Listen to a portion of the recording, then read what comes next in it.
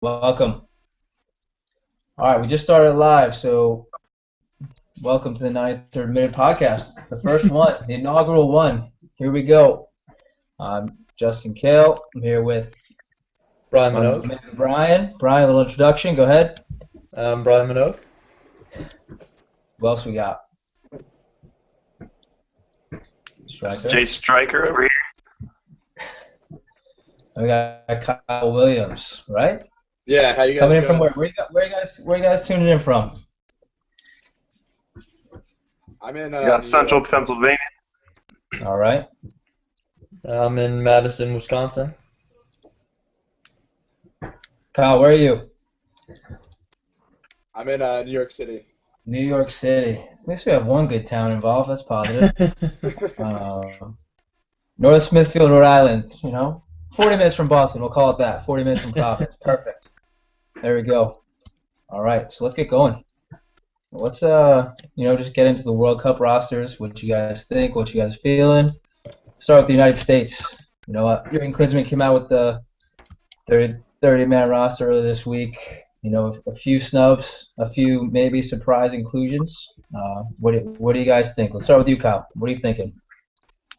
Well, obviously, so we're not down to 23 yet, so I'm Yeah. curious to see who the 7 cuts are going to be. Yeah.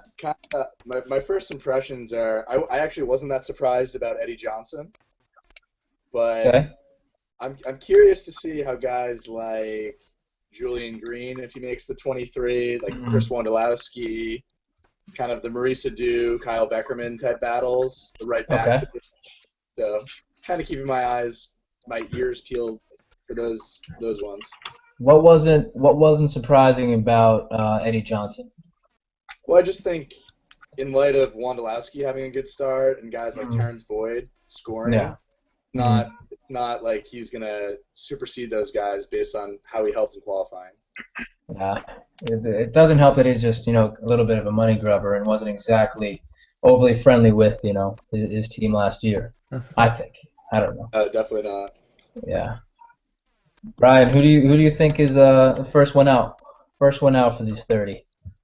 I don't think I even know the 30-man roster well enough to say the first one out. I wouldn't be surprised to see Donovan left out of the last 23. Really? I think Klinsmann, I haven't heard anything great from Klinsmann about Donovan since Klinsmann has been the manager. This could be a changing of the guard type thing where end of an era for Donovan. Okay. I You don't think think do you think it would his be a big pop experience from Klinsmann. Sorry? No, go ahead. Go ahead. No, it would definitely be something, a big bet on his career for Klinsmann as the U.S. national team coach, but I just don't think he's taken a liking to the need for Donovan to take time off and all that sort of stuff. So that's one guy. That's the biggest thing I know I'm looking at, and a lot of other people around the U.S. Justin, do you think the United States needs Donovan's leadership, needs his experience in there? Because that's a bold statement from you, Brian. A bold statement, That and is I a love bold it. statement. I'm not sure I I agree with love it. that, but You I agree? think they definitely have experience. Okay. How come? Help us out. Help me out. I'm having trouble wrapping my head around that one. Around what, What's that? what'd you say? I'm having trouble wrapping my head around Jurgen Klinsmann leaving out Landon Donovan, arguably the most influential U.S. men's national team player of all time.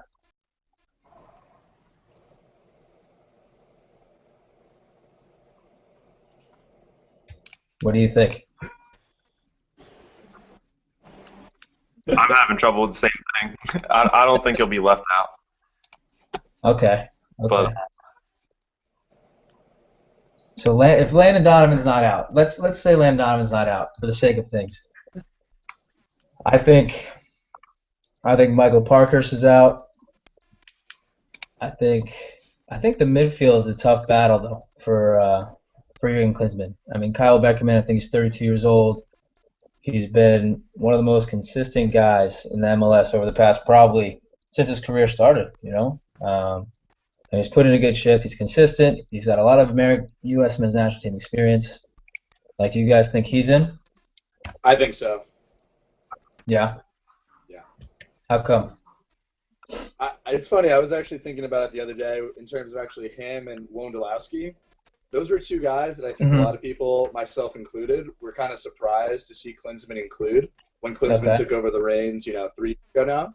But they've actually, especially Beckerman, has really impressed me, and I've grown to like him. And he does his shifts in there. He's solid. Yeah. He covers a lot of ground. He breaks up a lot of tackles. He can move the ball a bit here and there. But Wondolowski is the one who's kind of interesting because I was definitely against. I didn't like him at first, but I hate him still, but that's fine. I've softened on him a little bit. I think I could see Klinsmann putting him on the roster and bringing him in the 80th minute versus like a Portugal or Germany in game 2 or 3. The thing about him is interesting as he is as a player. Like, he's not overly athletic. He's not overly deceptive. He's not overly anything really, but he finds goals. He's just a goal scorer. He just finds goals. He's in the right place. He's smart, things like that. Like, is that enough for him to get on the roster with, Altidore and those guys? Like, who does he replace? That's my only issue with him. Well, you just said Wondolowski, he can find goals. Altidore had 1 goal all year in the EPL, so that's a pretty strong argument against Altidore. And I think Wondolowski's the type where you could throw him in for the last 20 minutes and expect him to find a goal, and he's that type of player, and every team kind of needs that role. Yeah. The thing with Josie is, though, he's such a bull. He's so athletic. You dream of having him finding some goal-scoring form in the World Cup, and internationally he's been good. Do you guys think Klinsmann's going to play 2 forwards up top? I'm assuming Altidore will be one of them. It's a great question. I don't think they can with the group they have. I don't think that. I'm not sure if they'll have 1 forward with the group they have. To load the midfield versus Ghana. Yeah. I don't know if they're secure enough defensively or really defensively to play 2 up top. It's a dangerous game when you leave 2 guys kind of on their own, and I don't know if U.S. has the security, the experience, maybe to make that a reality. But at the same time, we need to find goals, and that could be the way. Yeah. Striker, we lose you? We lost him. Man down. Man down. Do you guys see Donovan and Dempsey both starting potentially if he is on the team, Donovan, that is? Well, we'll see if Donovan makes the team first. But I know Brian's concerned there, but yeah. I think the problem with that is a little, like, as much as Donovan can play out wide and do things there, like, I think the explosive pace he had is a little behind him. So I think he kind of wants to play in a similar role with the Dempsey, kind of underneath the forward, maybe running out, things like that.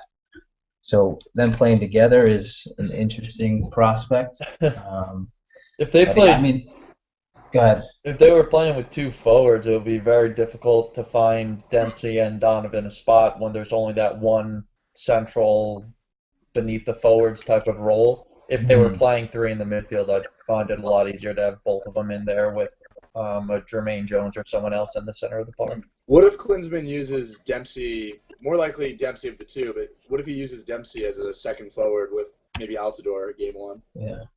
Yeah. I would like to see that. Like, I think I would like that too. I think it'd be a good relationship. I think they'd find a way to play well with each other. Dempsey's in fine form, scoring goals for fun for Seattle right now. Yeah. And it seems like at least he's, figuring it out a little bit where he's finally finding his form, because he wasn't, when he first came back, he wasn't very good, So, but him and Altidore, interesting dynamic and probably a dangerous one where, those center backs and center midfielders aren't enjoying those 2 guys running at you and being creative around you, because they both bring different things to the game. So I agree with you. That's what I'm hoping to see game one is Dempsey with Altidore. And also defensively, Dempsey could kind of drop in and be that fifth guy in the midfield. But yeah, offensively, I think it gives them a better link-up play just yeah, having Dempsey there floating around. for sure, for sure. Oh, Striker, you're back. I'm back. We lost you Had a for a little minute. trouble. I was looking for your opinion, and you just disappeared. My What do you bad. think? What do you think about that? Altidore and Dempsey up top. You think that's realistic for us? Yeah, I think it's definitely realistic. I think Josie definitely needs some help up top. He's shown he can't really carry a team by himself, and I think Dempsey's the guy that can definitely Mhm. team well with him and hopefully carry some goals that the U.S. needs. Yeah, for sure. So One who of the else? things Who I else? was wondering, sorry. No, go ahead. I was just going to ask the question. One of the things I was wondering is, who do you guys think might make if the U.S. does well or if they perform well, who do you think is in line for a transfer abroad, perhaps? Because now we have a lot of MLS guys on the team. Yeah, 15 of 30, right? Or from the MLS. Yeah, 15 to 30. Unbelievable. Who would have thought that, like 10 years ago or I 12 years from 2002? Who would have thought 65 years ago, really? It's Yeah. crazy. Yeah. Transfer abroad. It's the young guns. Like Bradley just came back. He's not going anywhere. That's the thing, Yeah. because you got Dempsey, Bradley, Donovan, Yeah. who aren't moving. Those are three of the big guys. So there's not as many of the big names. So I'm curious if anyone or And who you guys find. maybe Omar Gonzalez. Like he's younger, he's big, he's athletic, he wins things. I don't like him. Like I really don't like him, but I could see a club scooping him up and saying, okay, we can work with this. Similar to like an Iguchi or Yewu type deal, where Right. hopefully he performs better because Gucci was absolutely awful, But I could see him going if I had to pick one. Well, I was thinking of maybe his partner, Beasler. Yeah, maybe. You think he'll start, Beasler?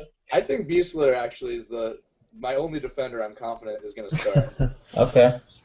Yeah, there is a lot of uncertainty there. That's a huge issue, especially when you're going against the likes of Portugal's attacking team, and Germany is just a machine, and Ghana are absolute kryptonite. So, Yep.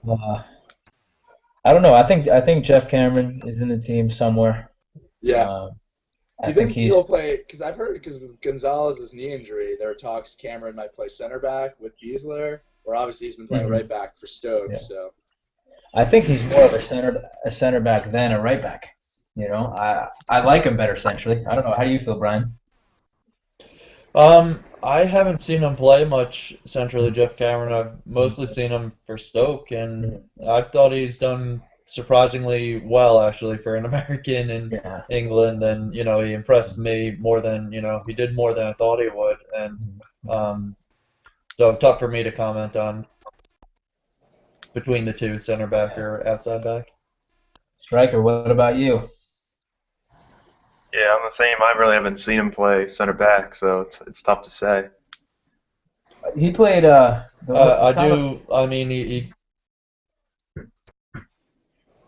What? What was that? I was just gonna say he's done well for Stoke in an attacking role as well. So I'd hate to kind of lose that. I don't know who offers that and has played at a high level, like a Jeff Cameron, who's played an outside back role and been able to attack and have some success going forward in that role. So I'd kind of hate to have to move him into a center back position. I think my favorite time I've seen Jeff Cameron play was, I don't remember which game it was, but it was a U.S. friendly. He played holding mid, and Michael Bradley had a field day because he just held it down. Like he's more skillful than Jermaine Jones. Jermaine Jones wins more ball probably because he's just a brute. But I don't know. That's something that could happen, I think. But I think the biggest question for the U.S. men's national team is who's playing left back. Who's going to be that guy? Anyone? Any takers? I think Fabian Johnson or Beasley if they want to put Johnson in the midfield. Yeah. I'm surprised Beasley's still in the team. It was a bold move by Klinsmann to bring him in when he came in. So. All right. So, who will be the surprise inclusion in the final 23 for the U.S.? Pick. You have to pick one. We'll go around the room. Kyle, we'll start with you. Surprise inclusion. Yep. This is more just a personal choice. I don't think Klinsman's going to take him, but I was surprised he put him in the 30s, so I'll say Joe Corona. Okay. I actually like his game. I like his game when I've seen him play. He did well in the Gold Cup. And I think he gives us we don't have a lot of wingers outside of Zusi and Bedoya, and then maybe Donovan. There's not a lot of outside midfielders. So I think he could just be another guy who could play there. Okay. Jay Strikes, what do you think? I'm gonna go with Julian Green, the new youngster. Mm-hmm. Yeah, I think he's gonna make it. I definitely think he can bring some youth, some scoring chances, and hopefully build on coming up the next couple of World Cups. Hopefully he can get a good showing. Yeah, I think part of the deal with him choosing the United States was that he would be on the roster in Brazil. Yeah. I think that's a good pick. Definitely a good pick. What about you, Brian? Landon Donovan. Surprise inclusion. The legend. Just kidding. No, I'm gonna say Come on. the whole Julian Green thing.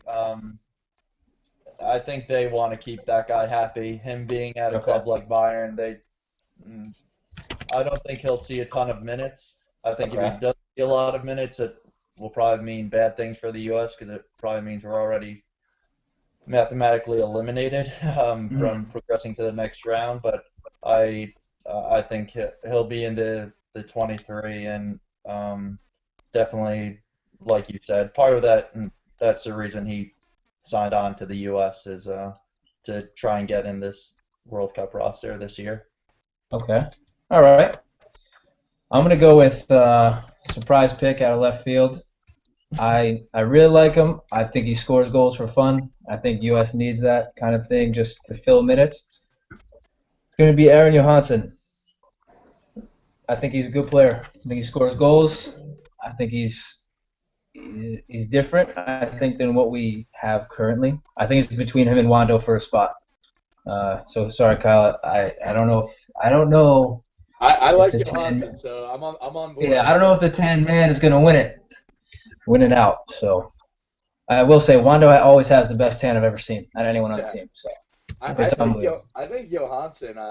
First, I'm glad. I'm a little surprised nobody mentioned his Kevin Bacon doppelganger, but I think he's gonna end up starting a game. I think he'll either start with Portugal or Germany.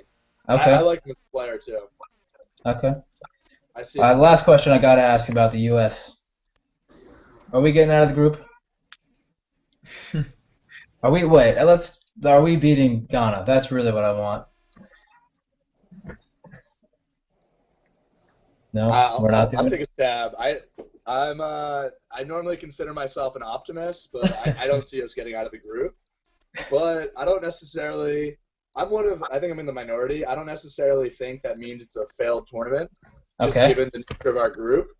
I think if we go out and play competitively and play good style every game, but if that doesn't translate into advancing, I wouldn't write that off as a failed tournament necessarily. But obviously, it's a big task to play well versus these three teams, so it's going to be interesting to watch. Yeah. But if I was a betting man, I'd say no. It is an interesting prospect playing the three teams we have to play. I mean, I wonder, as secure as Klinsmann might be, do you think that if we don't get out of the group, if we perform real poorly, if we have an absolute flop, is he in trouble?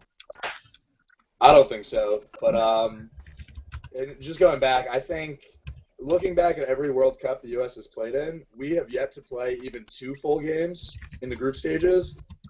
Even like in 2002 when we advanced, even last time in 2010, we had 1 good game, 1 okay game, and a bad game. So I think it's tough to expect us to play 3 really good games versus the caliber of teams. But I do think this is the most talented team we've had. So I think they have the ability to do so, but it remains to be seen if they will. But I don't think Klinsman's on the hot seat. Anyone else? I agree. It would take some very poor results against, especially these teams, for Klinsmann to be in real trouble.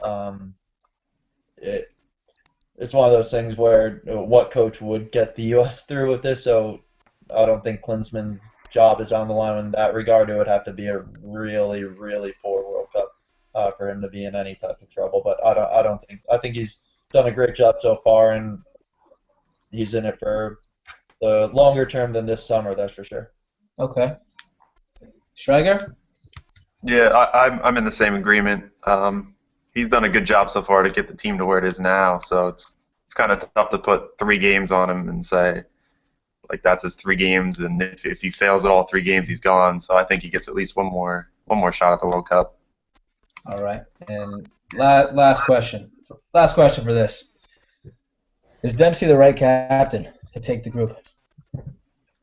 Like Klinsmann was talking about the other day, and he said that he chose Dempsey to be the captain just to challenge him to be a different player, sort of to look to better everyone else rather than just himself like he's been.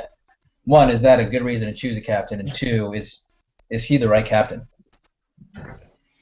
I could start with this one. If that's the reasoning, I think that's terrible reasoning to kind of experiment with the captain for a World Cup to try to what sounds like better Dempsey as a human being. And this soccer player, it just seems like a bit of a gamble where because of Dempsey's attitude, I wouldn't want him as he wouldn't be my first choice for a captain. I'd rather more of a worker type of guy than a completely more skillful guy that, like you said, or I guess like Klinsmann said, kind of works for himself before the team. So I think that's interesting if that's his line of thought there. Yeah, it was on that documentary that they had the other day. He was talking about it, so it's an interesting one for sure. I truly think that the best captain for the U.S. men's national team would be Michael Bradley. Yep. I think he embodies kind of the blue collar mentality we need to be successful.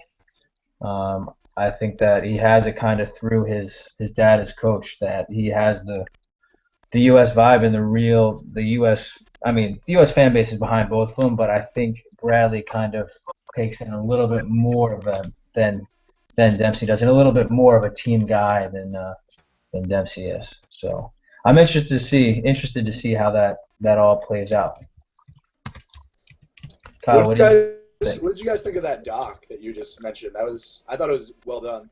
No, is it a part of a series? I did like it. I thought it was excellent. I got really jacked up for the World Cup right after, so I was a little. What's that? Waving my flag throughout my apartment.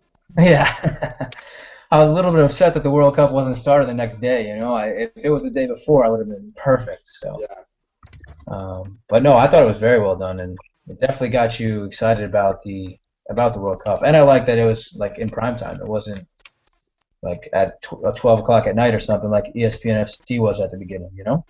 Yeah.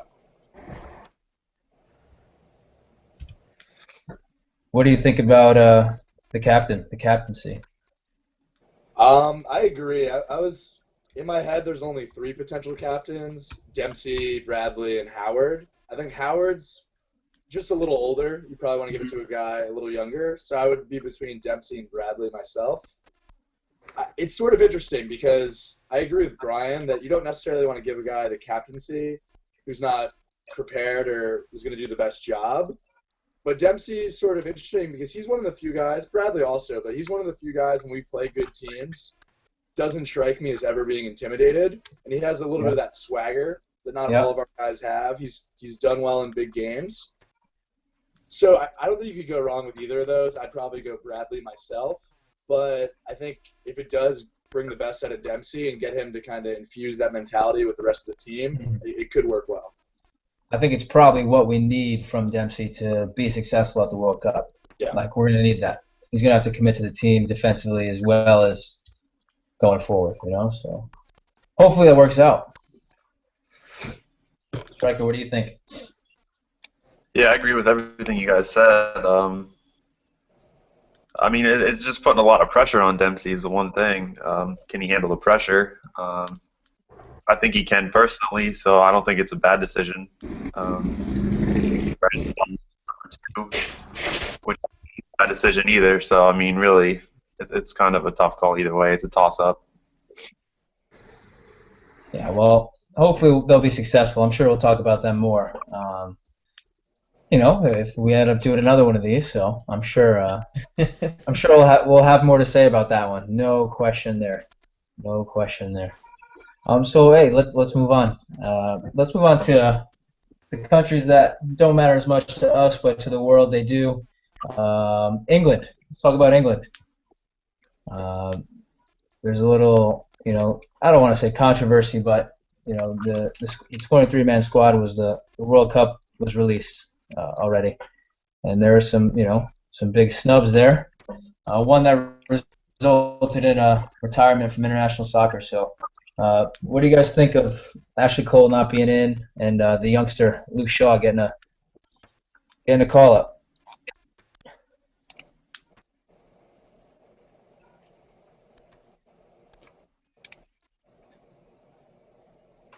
I'm okay with it. I mean, Ashley Cole hasn't played a lot of soccer this year. It would be a little bit of a gamble. He has the experience, but I mean, when you're looking at the England squad that have Gerrard and Lampard and all the experience they have, it's not as important to have a guy like Ashley Cole around. And Luke Shaw's been fantastic all year, and I don't have a problem with that at all. Yeah, Ashley Cole is also a huge POS, so I'm glad he's not on the team, to be honest. I think if anything, it helps England's overall. I don't know even how to describe it, but how they're viewed by the world. Hopefully, a little bit better without that clown in the team. I mean, with him and John Terry out, I mean, at least they're not all sleeping with each other's wives now, so that's positive. Good for morale. Wayne Bridge. Yeah, it's good. It's good for morale, overall team boost. So hopefully, So that's good. Definitely is a good thing. And then I think the number one best snub of the World Cup is Nasri out of the French squad. Who's excited? I'm excited. Oh man, I've never been happier. When I found that out, I was thrilled. One of my least favorite players in the league. As good as he is, I still hate him. I hear you, but I'm looking at the French roster, and some of these midfielders, I don't know how you don't take three. He's a good player. He is a good player. I just think it's certainly a statement. He's seriously he's what? No, it's certainly making a statement. That's because he's a talented player, but to say no, you're not going to Brazil. Yes. Yeah. He's a talented player, but I think maybe they hopefully read into his attitude and kind of just the way he is on the field. I don't know. Sometimes you see that in a player you don't appreciate, a teammate doing the things he does, and the coach I think maybe sees that. Although, I mean, Giroud's in the team, so who knows? His girlfriend didn't seem to be too happy about it. She was. Oh, I know. What a rant that was. Oh my goodness. And then I think the coach now is going to sue the girlfriend over. Oh, really? I don't even know what you can sue the girlfriend over, but that's the last headline I saw on Bleacher Report. So, yeah. More on that. It's a little bit of an unbelievable world we live in where you get snubbed from the World Cup team, your girlfriend goes on a rant, and then you get sued by, the national team coach. So you don't hear that every day. It just reminds me of Donald Sterling and, his girl, then his wife suing the girl and all this crap. So. What do you guys feel about France's chances in the World Cup? Who's in their group? If you know off the top of your head. France is with Switzerland, Ecuador, and Honduras. Well, Group E. I think that Ecuador is going to be better than everyone thinks.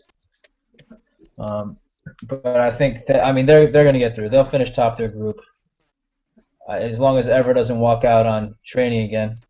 and pull one of those special moves. But they'll take care of Switzerland. They'll take care of Honduras.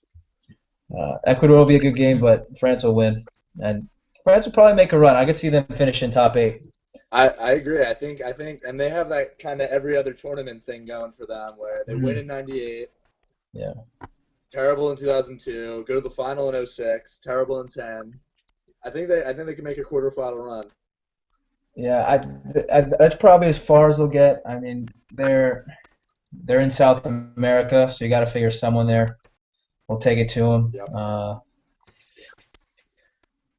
Yeah, they're a talented team. If you look at the names in this team, they're all very, very world-class players. There's no reason they can't be successful.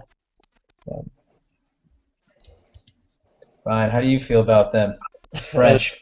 I mean, they do have all the names. It's just after what happened 4 years ago, and they do have names like Evra and Giroud, and what I mean by that personally is I think they play for themselves a little bit too much, and they don't seem to have the same team spirit or chemistry that the top teams in the world do. So I think they have the talent definitely to make it to the quarterfinals. That wouldn't surprise me, but the biggest thing I think they have going for them is I don't think many people, maybe anyone outside of France, really sees them doing much this World Cup. So a little less pressure on them than normal after what's been going on. Okay. I'll tell you what, my favorite name on that list is Rafael Varane. Any of you guys watch him play? Real Madrid? Yeah, little center back. Yeah. Young kid. Young guy, yeah. He's a player. He's a player. He's a good inclusion. But I also like that Loic Remy's in the team after having a very good Premier League season. Yep. Even though Newcastle was absolute trash most of the year. I'm unfortunate where I was working. I was with only talk about Loic Remy all the time, and then I just basically said you have the entire French national team, and you still can't win the league. So, they're struggling a bit, but I think Loic Remy will be good. Giroud is very good. Obviously Benzema is. I mean, Pogba is. He's definitely a special player. How old is he now? He's still a baby, right? 20. He's young. Yeah. He's good. You got 20. Ribéry. Don't forget Ribéry. Yeah, Yep. man, Ribéry is like the overlooked wonder. It's the same thing with Bayern Munich. Like, he is ridiculous. He got subbed on, I think, yesterday, right, Brian? What game was that? He actually didn't start the German Cup final and came on. Yeah. He's having him and Schweinsteiger were both out, so I may be screwing up their injuries together, but I think he may have lower back issues, or that may be Schweinsteiger or something like that. But there were issues keeping him from starting, but I think he came on at halftime in that game. But he did end up scoring. So. Yeah, you want to talk about that game a little bit? You watched it, right? Yeah, I did watch it.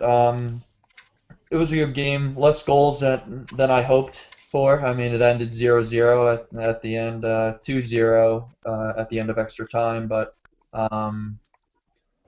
Dortmund seemed to be more dangerous overall. I think Bayern had a few opportunities, but Dortmund were the attacking side and were unfortunate, maybe a little unfortunate not to have scored. And also the biggest thing for me coming at that was a ball did appear to cross the line out of Hummels, and Dante cleared it shortly after crossing the line, but the referee missed it, and that would have made it 1-0 in the second half for Dortmund. And what was it, 2 or 3 weeks ago, the German Bundesliga decided not to implement the goal line technology, so it'll be interesting to see if they revisit that. Okay. Yeah, it's interesting, Dortmund had a tough year against Bayern, I'd say. I love watching Borussia Dortmund. I think Jurgen Klopp's great. I'm really upset that Lewandowski's leaving. It probably was a emotional farewell for him, right? That was the last game with Dortmund. Yeah. I mean, he did well. He played the whole 120 minutes, but yeah, it is a shame to see a team like Dortmund that did so well last year, and they were just hit by injuries this year. But they're having their top players between Götze last year and now Lewandowski getting picked off by Bayern. So it's a little frustrating from a neutral's point of view. That's the way of the world. The big clubs buy the best players. Yeah. Terrible. Absolutely terrible. All right, so Striker, we're going on to the big story of the day for you. I hope you're ready. And you've been writing it. Arsenal, for the first time in my entire lifetime, find a way to win a trophy. Finally. And it's about time. And your boy Arson is on the verge of signing a new contract. I think that was the icing on the cake. Yeah, talk to me about it. Did you watch the game? What do you think of it? What do you think of Arson staying? And is he the right guy to get them a Premier League trophy, which is really what they're after? I think he's absolutely the right guy. I think it all comes down to this summer whether they take that next step forward. They're going to have to buy one world-class, if not two world-class players to add to Ozil. I was reading an article that said they were going to give him a $100 million bankroll for the summer. Is that enough? Yeah, they've been saying that every year. Yeah, I think it was going to be part of his new contract, and it was a big piece of winning the trophy. I think for a little negotiation in that sense. Yeah, it would definitely be a good point in him staying if he has that funds that he can actually use. Let's see if he actually does use it this year. So I think you got to put your money where your mouth is. What's the biggest need? What's the biggest need? Line here. Let's go on the line. Start with you, Kyle. Biggest need for Arsenal right now. Besides Piers Morgan to shut up on Twitter. Yeah, I think everyone could benefit from that. But I would sign a world-class striker if I was Arsenal to go with Giroud or take Giroud's spot. Who do you think? I've heard some whispers like Cavani is one of the guys thrown out there. Maybe is it Remy from Newcastle they're looking at? Yeah, that'd be great. Yeah, I think either of those guys could do well there. So I mean, because I'm an Arsenal fan, I like the way they play, but they just need one or two more big name players just to make the difference for them. Jay Strikes, are you on board with that? What do you think? They definitely need another striker to pair with Giroud. They can't go another season with Sonogo as the only backup. As far as I don't know how many world-class strikers are available out there, but I think Vermaelen might be leaving, so they definitely need a center back. They don't. I guess he'd be the only backup though, so it doesn't really need to be world-class. I guess it depends on if Arteta stays or goes.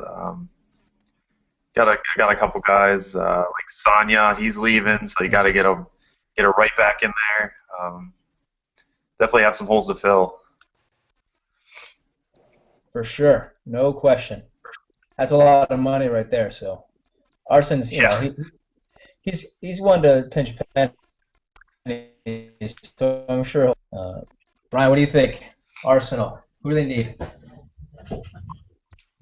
I'd try to shore up the defense. I think they do play an attractive style of football, and they have plenty of big and quality names, and obviously a good chemistry going forward with some of the goals they scored this year. But they also seem to leak them as well. So I'd start with a holding center midfielder.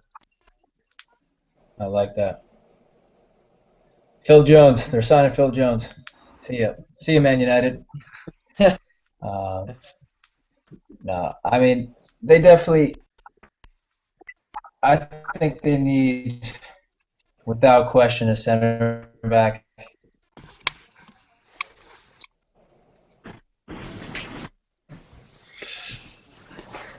That would, just dreaming.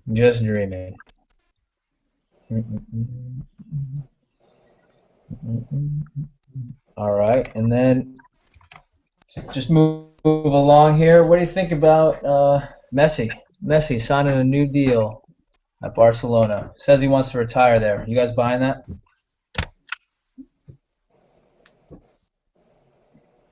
I buy it. I just kind of question it with the ban that may be coming down on Barcelona with the transfer. It kind of seems like Barca's time at the top now officially over. They need a few big signings and starting with the head coach um, to turn things around. So it's almost a little sad for me because I feel like he's a great player, but he doesn't have the players around him right now, or at least the system at Barcelona to win trophies right now. I mean, they were a win away from La Liga, but it definitely seems like a team in decline. So it'll be interesting. Definitely helps Barcelona to sign other players when they lock up Messi like that, and he says things like that. Absolutely. No question. Kyle, what do you think? I like it. I mean, I personally don't want to see him play anywhere else. I like him staying with Barcelona. I think they're gonna. I think so. The ban was they appealed it, right, and it was lifted. Is that the latest? Yeah, that's what I I heard. believe so. I believe so. I believe so. I think they're gonna. I think they're gonna reload this summer. Obviously, they need probably 2, 3, 4 players just to round out the squad, strengthen some of their weaknesses. But I think they're gonna retool and be back challenging for all the titles next year. I think there's too much talent in that group to not even right now with the team they have to not challenge for it. It's crazy to me, you know. Yeah. I'm satisfied about Puyol retiring or leaving. Is he retiring or leaving? Because I heard whispers of NYCFC. I was dreaming of that. Or is he retiring for good? I've heard retirement, but I wouldn't mind seeing him in New York. That'd be cool to see. And then Javi. Yeah. Yeah, that'd be great. That'd be a good start for them. Xavi and Puyol. Oh man, I'd want to see. New York after the World Cup. I thought Javi may have been coming to New York after the World Cup. Is that true? I hope it's true. Yeah, definitely rumored, but we'll see. Yeah, Yeah. yeah. So, all right.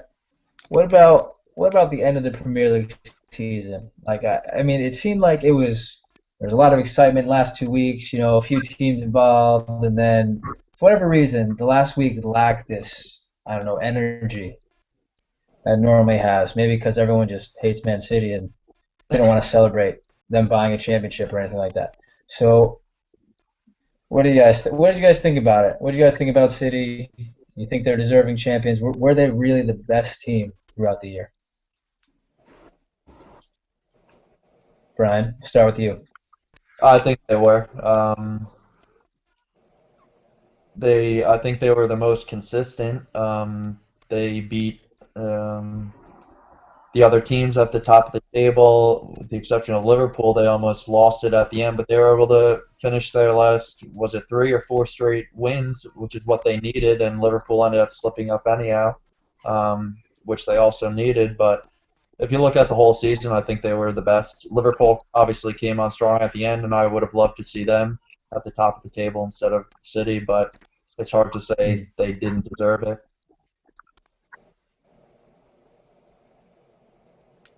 Striker, what do you think about them? You Yeah, wish your Arsenal boys were there. I Arsenal boys were there. agree. It seemed like it was up for grabs all season, and no team really wanted to take control. Um, they were kind of the only team that would not drop those stupid points, and like Arsenal would, they went off like 5 in a row of only getting like 1 or 2 points. That pretty much took them out of it. And then Liverpool dropping those games under pressure, that took them out of it. And Chelsea did the same thing. So Man City was the only one that kept plugging away. Hmm. I definitely found timely results. You can definitely say that. Kyle, what do you league if it wasn't Man City? Well, first off, I agree with your initial point. I just thought there was some sort of like boringness to the last 2 weeks. I wasn't that enthralled by it that Hmm. much. I mean, I think Man City was the best team. I think they should have won the league. And I think it comes down to looking back, they really made the right signings. You see Fernandinho, Negredo, Navas, they made the difference for them. Those are key signings for them. Whereas you look at like Tottenham, all their signings kind of failed. Then Arsenal didn't make enough signings. So I think Man City, start to finish, was the strongest team and played some good football, but not the most exciting team to root for. I think Tottenham found the most interesting way to waste $100 million. Yeah. I think Man City definitely have the best players. If you were to go position for position any team in the league, they'd probably come out on top. You know? But at the same time, I hated seeing them win the league, and it really was boring for me because they won the league. I wanted Liverpool to win the league. Everyone knows that. And they blew it. Captain God slipped, and that was it. You know, he ruined it for me. I think take Yaya Toure out of City and put him in Chelsea or Liverpool or maybe even Arsenal, and whoever Yaya Toure's on, that's the team that would win this year. I think that was the difference.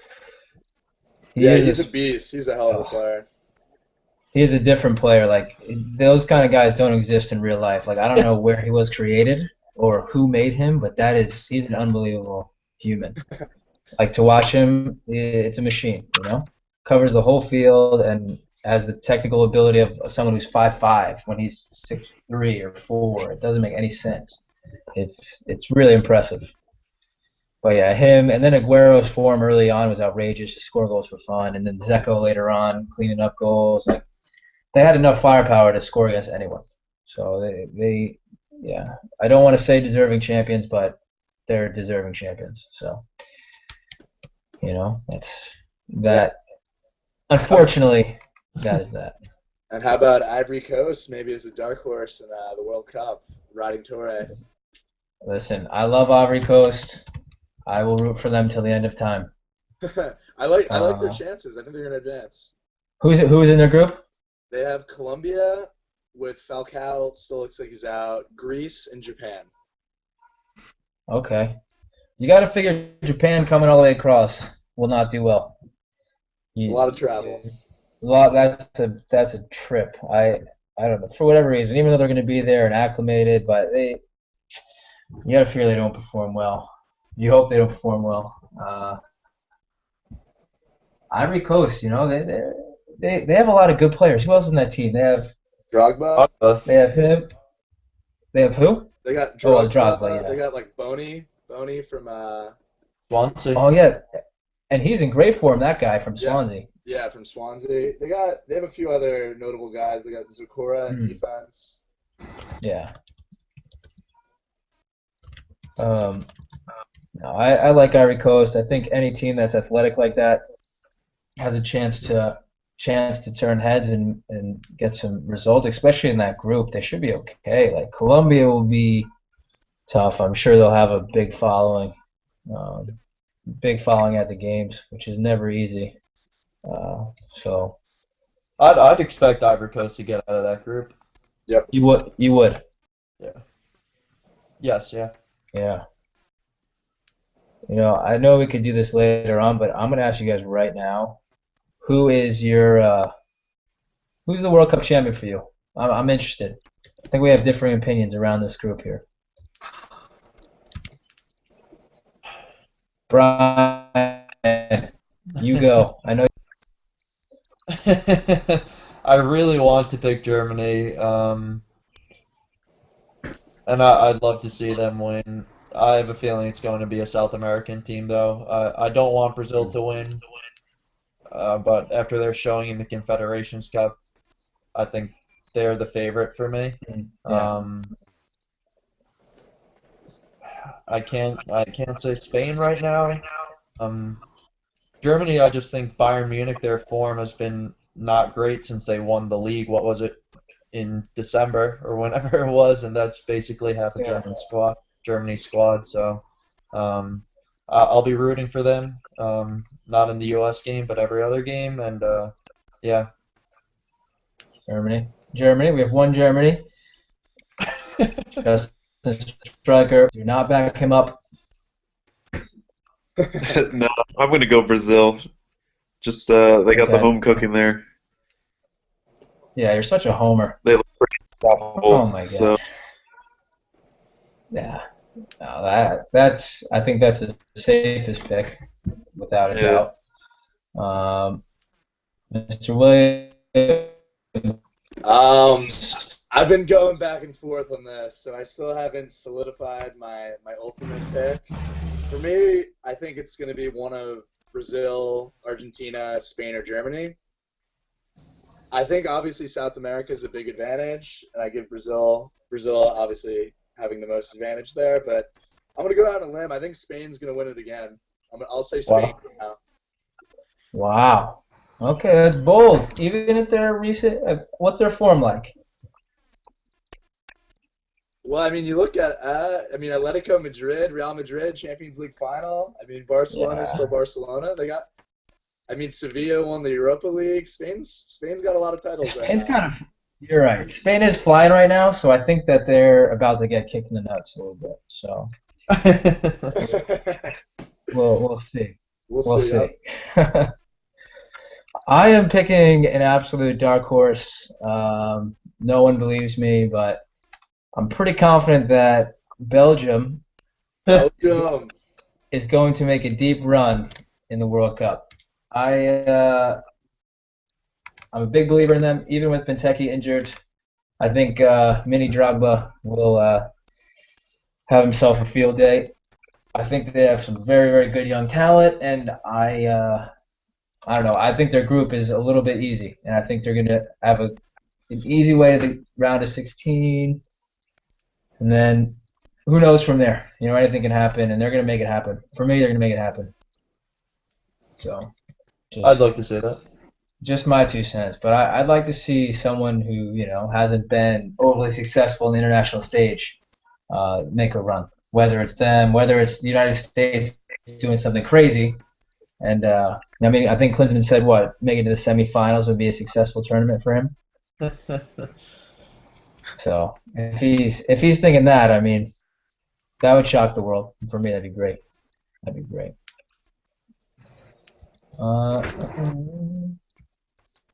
So, any other thoughts? Nope. That's it. That's all we got. I'll throw out a bold prediction. I think Netherlands doesn't get out of the group. Wow. That would trouble a lot of Man U supporters. Yeah. Yeah. That'd be interesting. Who's in their group? It's Spain, Chile, and Australia. I think Chile is going to take their spot. Everyone's talking about Chile making it happen. I'm on the bandwagon. I'm driving the bus. You're driving the bus. All right. I mean, it's so hard. Will knock it out. I don't know. They do. I mean, you got to expect Chile to get out just being South American, I guess. Spain. That's a tough group as well. We have a tough group, but that's a tough group as well.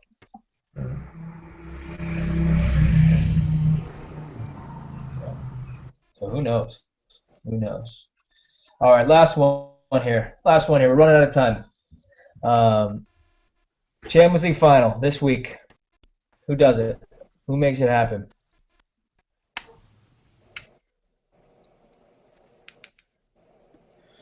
Anyone? Bueller? I'll go. I think Real Madrid's going to take down Atletico.